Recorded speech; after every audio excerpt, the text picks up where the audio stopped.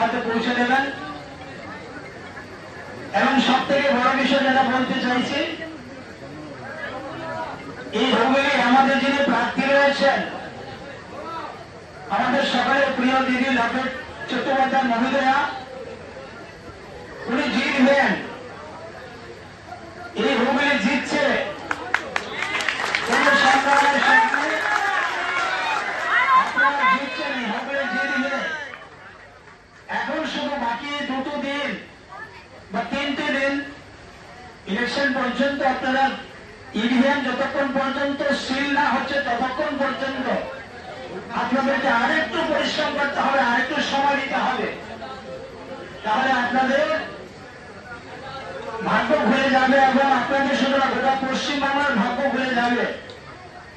আর এই পশ্চিমবাংলার আগামী দিনে ভারতীয় জনতা পার্টি সরকার হতে চলছে।